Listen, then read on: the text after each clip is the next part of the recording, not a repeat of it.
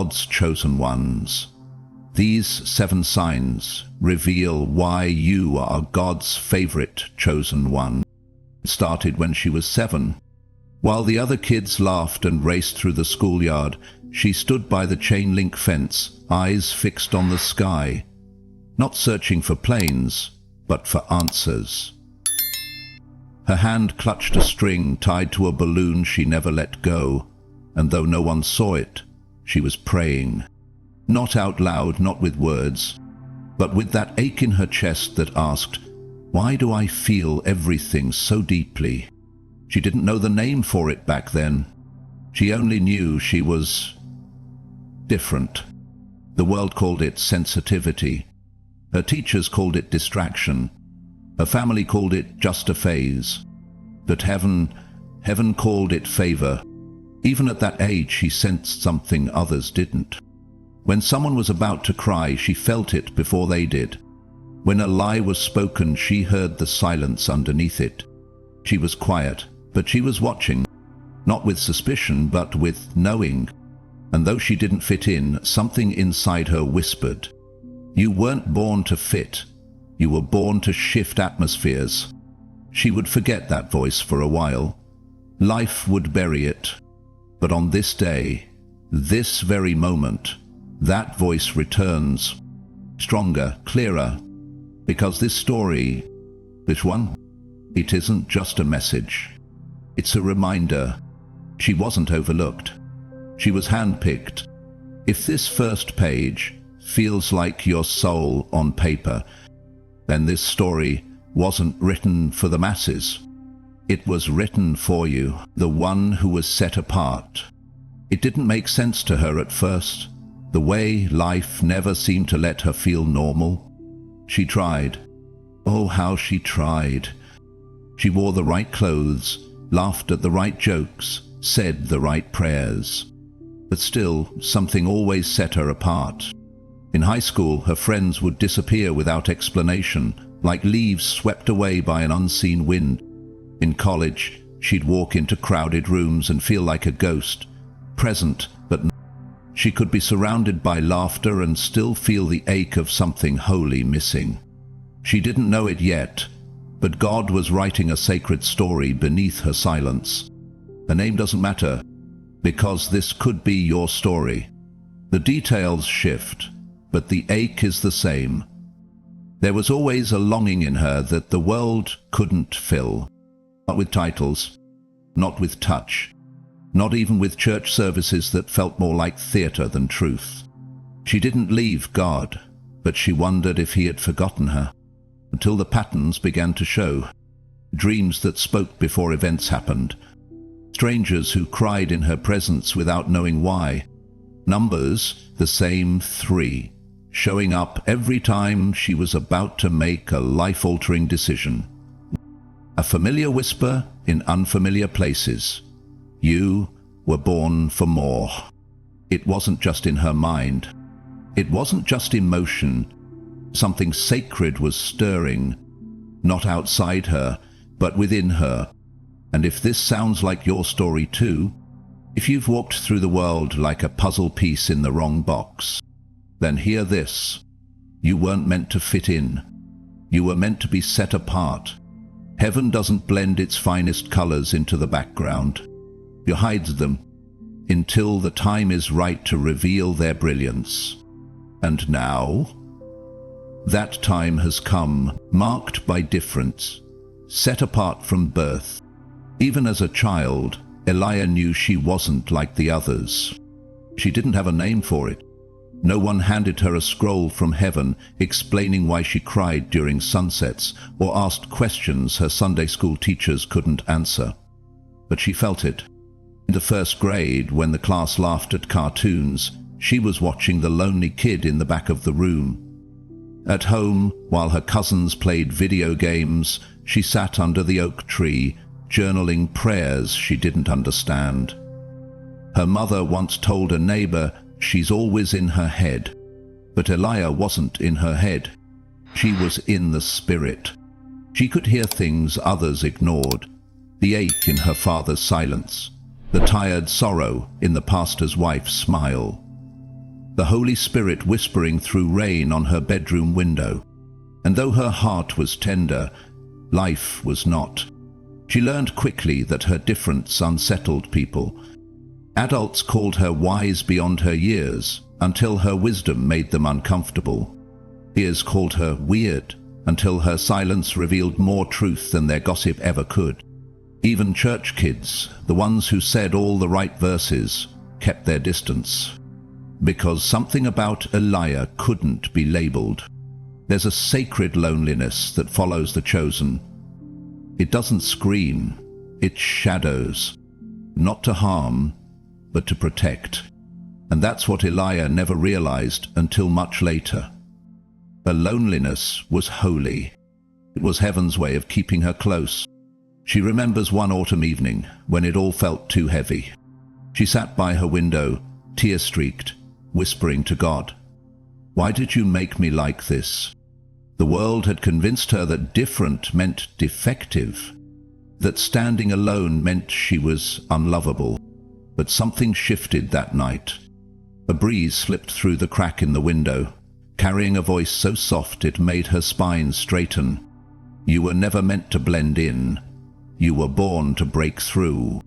From that moment, the ache didn't vanish, but it started to make sense. She wasn't just feeling more. She was hearing more. She wasn't just sensitive. She was spiritually tuned. And the reason she couldn't fit into the world's patterns was because she was shaped for heavens. Others played pretend. Elijah carried presence. While they chased applause, she carried oil. And even when she tried to run from that difference, the divine always pulled her back. Not with force, but with fire, with dreams, with whispers, with moments that made her weep for reasons no one else could feel.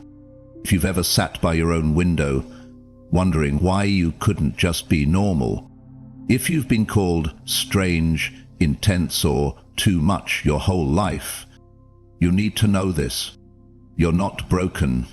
You're not behind. You're not defective. You're marked. And what others called rejection, heaven called refinement. Because God never hides what he isn't planning to reveal. Part 2. The war nobody saw. Why your life has been so hard. They thought she was just going through a phase. Mood swings, growing pains, teenage rebellion. But what Elijah faced wasn't hormonal. It was hellish. While others slept peacefully through the night, she wrestled in her dreams. Dark shadows pressing on her chest, whispers she couldn't trace. Waking up, drenched in sweat, trembling, with no language for the battles she was fighting. No one ever warned her that the enemy starts early, when he sees heaven's fingerprints on a child's life. She didn't know it back then, but her tears were intercession. Her exhaustion wasn't laziness, it was spiritual warfare. And the heaviness she carried wasn't weakness. It was the weight of divine favor that hadn't been explained yet. Elijah would walk through her days smiling on the outside, but inside, she was surviving something invisible. Every time she tried to rise, resistance came, and she began to dream again. The voices of doubt would flood in. When she felt close to God, confusion would follow like a storm. But here's the truth no one told her in Sunday school. The enemy doesn't attack what doesn't threaten him. He saw it before she did. The fire, the voice, is the future impact. He saw that if she ever discovered who she really was, she would be dangerous to darkness.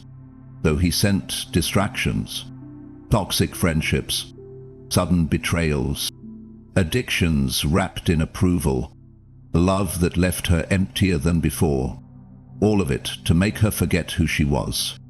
And still, she rose, bloodied but breathing, weary but wiser, wounded but still worshipping. Because even though she didn't know how to fight, well, Spirit did. There were nights she wanted to give up, Mornings she begged God to make it stop. But every time she fell, something lifted her.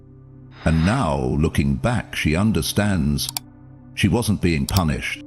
She was being proven. The battle didn't mean she was cursed. It meant she was called. Job was tested. Joseph was betrayed. David was hunted. Jesus was crucified. Why? Because every chosen one must walk through fire before they wear the crown. So if your life has been a storm of unexplainable pain, if it feels like opposition follows you everywhere, if betrayal hit harder than expected, you're not crazy. You're not forgotten. You're just in the middle of a war the world doesn't recognize, because your existence is a threat. And your survival? That's your proof. You were born for this battle, and heaven never loses what it calls its own. Part 3. Unbreakable, why you keep rising. They said it would break her. That betrayal, that diagnosis, that unexpected phone call in the middle of the night. They thought it would be the final blow, the one that would silence her spirit, crush her dreams, and bury the last flicker of hope inside her chest. And honestly, for a moment, it almost did. She laid in bed for hours, not moving, not speaking, just breathing. Barely. The kind of tired only the chosen know. Not from laziness, but from carrying battles no one else sees. She didn't bounce back. She crawled. Not with confidence, but with covenant. Not because she was strong, but because God refused to let go. Every time life struck her down, grace lifted her up. Not with thunder, but with tenderness. A scripture would surface in her mind like a lifeboat. Where I am weak, then I am strong. A stranger's kindness. A song at just the right moment. A still, small whisper saying, "Get up." Again. She became familiar with the floor, but never made it her home. Because even when her knees buckled, her spirit didn't break. She had every reason to quit, but quitting never fit her spirit. They didn't see the nights she wept in silence, the journals soaked in ink and tears, the silent screams to heaven, "Why does this keep happening to me?" But heaven did. And while others were sleeping, God was rebuilding her in secret. Let them wonder how she keeps rising. Let them whisper, "I would have lost my mind if I went through what she did." They're not wrong. Shaking her head, she should have given up. She should have walked away from the faith. But she didn't. Because what carried her wasn't human. It was holy. You see, some people are unbreakable because they're stubborn, but others are unbreakable because they've been sealed by heaven. She was the latter. Her scars weren't signs of defeat, they were survival badges. Every crack in her heart was a place where God's glory now leaked out. Every loss carved deeper capacity for joy. And now, when people ask, "How are you still standing?" she smiles, not with pride, but with power, and says, "Because I was built on the rock, and storms don't scare what's anchored."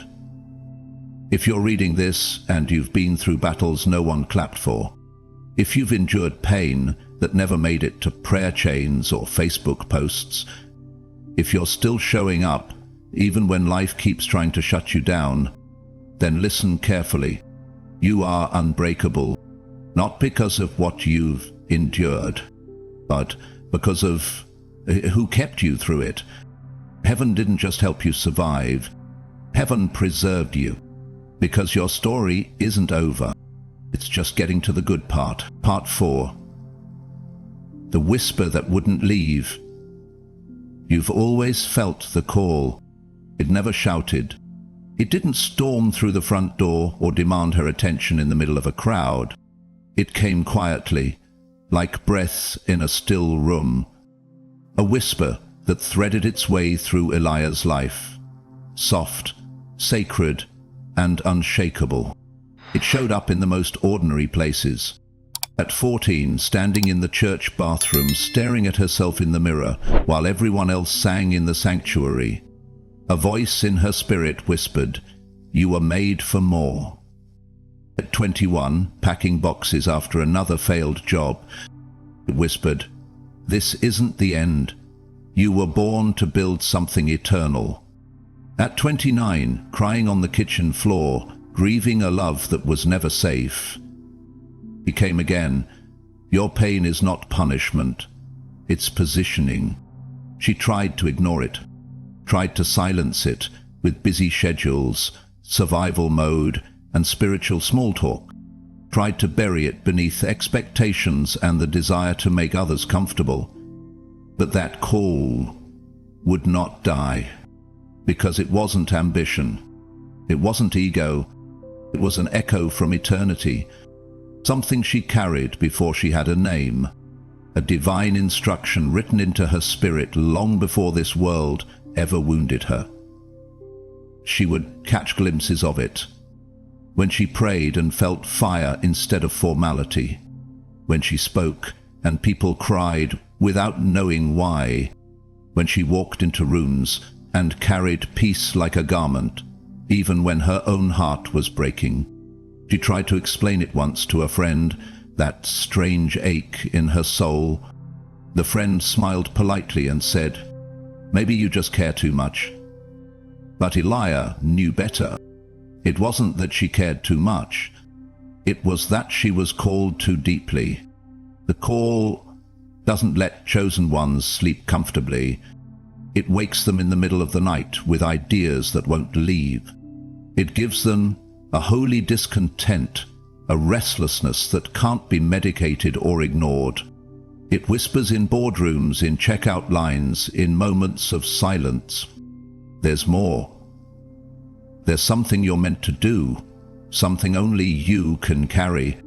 And when she tried to live like everyone else, when she attempted to shrink, blend in, or just be normal, the whisper would grow louder, not to torment her, but to remind her. That whisper, it was proof. Proof that she hadn't missed it. Proof that, despite everything, the trauma, the setbacks, the silence, she was still called. God hadn't changed his mind. The gift was still there. The oil was still flowing. The assignment hadn't expired. All he needed was her yes.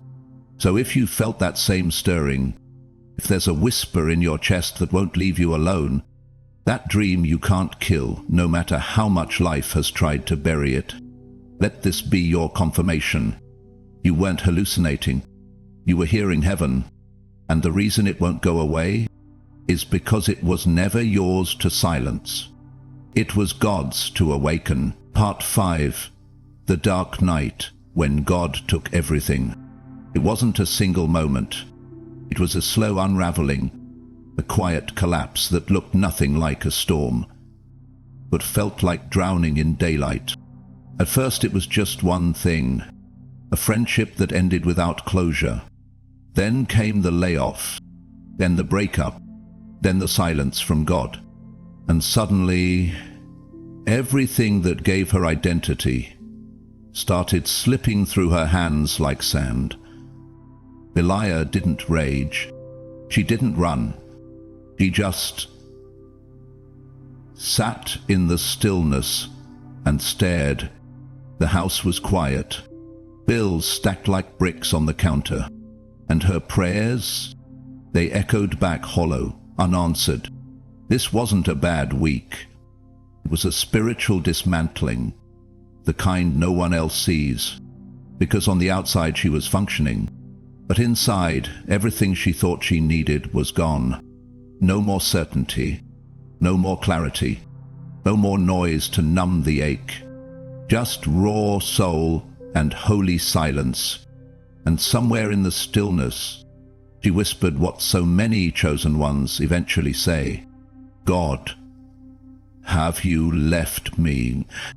But he hadn't. He was closer than ever, not in the fire, not in the earthquake, but in the whisper, because what looked like abandonment was actually sacred surgery.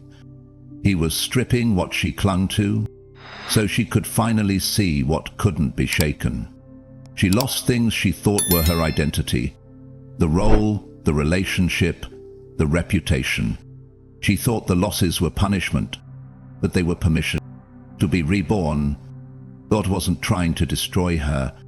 He was trying to reveal her. So he let it all fall, not because he was cruel, but because what was coming couldn't fit in the life she built without him.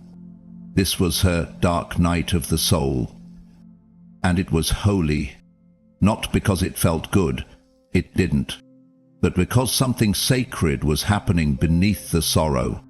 When the applause stopped, when the texts stopped, when the certainty stopped, she finally heard God again, not as a booming voice, but as a presence in the ruins. And in that quiet place, with nothing left to offer, she whispered, "Even now, I'm still yours." And heaven responded with fire. So if your world has collapsed, if the things you leaned on have crumbled, if you've lost more than you thought your heart could hold, this is not the end. This is the beginning. Because chosen ones are not crowned in comfort. They are crowned in collapse. They are born in the dark, so that when the light finally comes, they remember who brought them through it. Part 6. The Divine Echo. Why miracles follow you. Elia never felt lucky. Not once. She didn't win raffles or promotions, didn't stumble into fame, didn't have the connections the world said she needed. But somehow, doors still opened. Just not when she expected, and never how she planned. 1 month, the rent was late, the fridge empty. She sat at the table with nothing but faith and overdue bills. And then it happened. A refund check from 3 years prior. A job lead from someone she hadn't spoken to since college. Groceries on the porch. Anonymous. No explanation. Just alignment. And that wasn't the first time. Over the years, miracles had followed her. Not the flashy kind. The faithful kind. Provision that came in the 11th hour. Protection from places she never even saw danger. Encounters that shifted everything, because one person said yes to a whisper from God. She used to call them coincidences. Now she calls them echoes, because when you're one of God's favorites, he leaves traces, divine fingerprints on your timeline. People show up and say, "I don't know why, but I felt led to call you." Songs play that echo what you just prayed. License plates, clock numbers, pages in a book, all aligning, all speaking the same sacred sentence. You are not alone in this. It's not luck. It's legacy. It's what happens when you walk in purpose you didn't earn, but were born into. Favor isn't because you're better. It's because you're carrying something heavier. God knows what you're called to do. So, he sends provision in ways that confuse the proud but comfort the broken. People have watched Elia rise again and again and whispered, "She always lands on her feet," but they don't see the angels under her heels. They don't see the battles she fights in prayer. They don't see the midnight surrender that funds her morning breakthrough. And now she knows the truth. The timing wasn't random. The help wasn't coincidence. The favor wasn't manufactured. It was ordered, because what's divine will never move on human time. If you've lived your life wondering how you survived that car crash, that diagnosis, that depression, if you've had no way moments turn into God made a way stories, then you're not just a survivor, you're favored. And no matter how late the blessing comes, it will never miss your name. Because when God writes the delivery slip, he doesn't lose track of destiny. Part 7. The rising. You were favored all along. She didn't look different. Her walk wasn't louder. Her clothes weren't brighter. But something about Elijah had shifted. It wasn't a glow-up. It was a get-up. There was no trumpet sound. No voice from the sky. No overnight breakthrough or sudden wealth. But inside her, something had awakened. She was no longer begging God to fix the pain. She was partnering with Him to birth the purpose. The woman who once cried over closed doors was now thanking God for divine redirection. The girl who once questioned her sensitivity was now wielding it like a sword. The one who once hid in shame was now walking in fire. And what changed? Not the world, not the people, not the circumstances. She finally saw it. All the rejection, it was protection. All the silence, preparation. All the pain, refinement. The favor had been there all along. But favor looks like fire until you rise from it. She stood in front of the same mirror she used to avoid, and this time she didn't see lack. She didn't see damage. She saw divine design, eyes with clarity, a heart made holy by survival, a soul no longer seeking approval, because it had already been stamped by God. She no longer walked into rooms trying to be less. She walked in carrying light, not demanding attention, but shifting the air with presence, because chosen ones don't need to prove who they are. They remember who they are, and when they remember, they rise. So if life buried you, if people tried to rewrite your story, if hell gave its best shot, and you're still here, then it's time. No more shrinking, no more silencing, no more spiritual amnesia. You are not becoming. You have become. Not later. Now, you must rise. Because you weren't just chosen to survive the fire. You were chosen to walk out glowing. Now you know why. Now you understand? The loneliness wasn't punishment. It was preservation. The heartbreaks weren't delays. They were deliverance. The spiritual attacks, they weren't random. They were warnings to the enemy. This one is marked.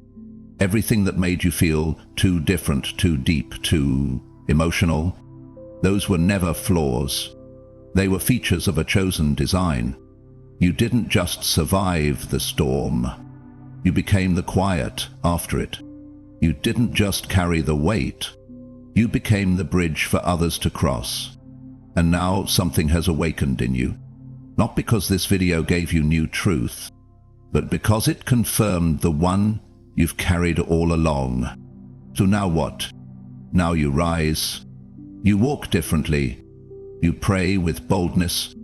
You stop waiting for permission to become who God already called. The season of shrinking is over. The season of second-guessing is done. The world doesn't need another echo. It needs your fire. So type it now. I accept my calling. Let heaven hear it. Let hell know you're awake. Let your future self look back and remember, this was the moment I stepped in. And if this story sparked something inside you, don't keep it to yourself.